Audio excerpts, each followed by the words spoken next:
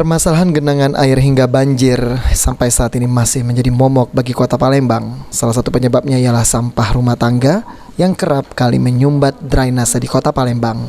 Menanggapi hal tersebut, Wakil Wali Kota Palembang Fitriyanti Agustinda membenarkan jika faktor penyebab genangan dan banjir di Palembang karena sampah yang menghambat aliran air hingga adanya bangunan yang di atas saluran air. Oleh sebab itu dirinya menghimbau agar masyarakat untuk tidak membuang sampah sembarangan, terutama di aliran air, karena sudah ada Perda nomor 3 tahun 2015 revisi 2018 tentang pengelolaan sampah rumah tangga yang akan menyangsi pelaku pembuang sampah sembarangan dengan denda Rp250.000 dan kurungan selama 3 hari.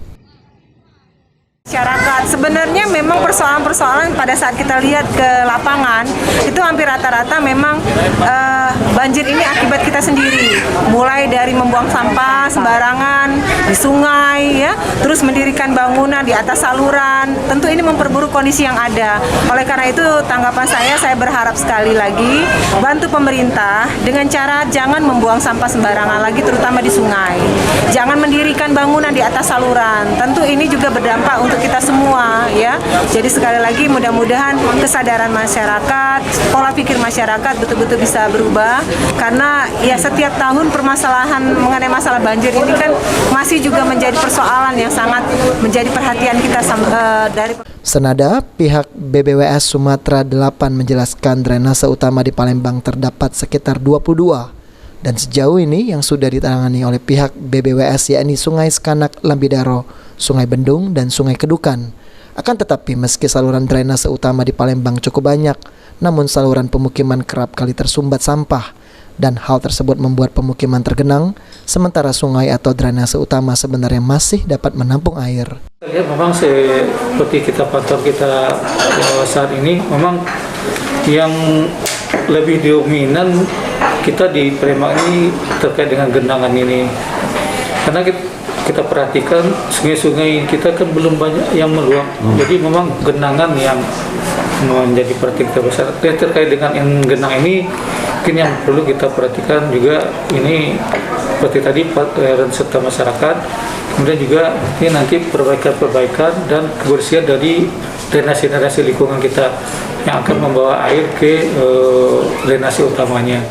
Di Kota Palembang setidaknya terdapat 32 titik rawan banjir yang dibagi dalam 5 wilayah, seperti di kawasan Simpang Kades, Jalan Letjen Mukmin, depan Hotel Sentosa, Jalan Bambang Utoyo, dan daerah Celentang. Mengatasi hal tersebut, pihak BBWS pun terus berkoordinasi dengan Pemkot Palembang dalam penanganannya. Kalau data yang kita punya itu memang ada sebenarnya dari kita membagi 5 titik itu adalah berdasarkan grup teman-teman yang bekerja di titik.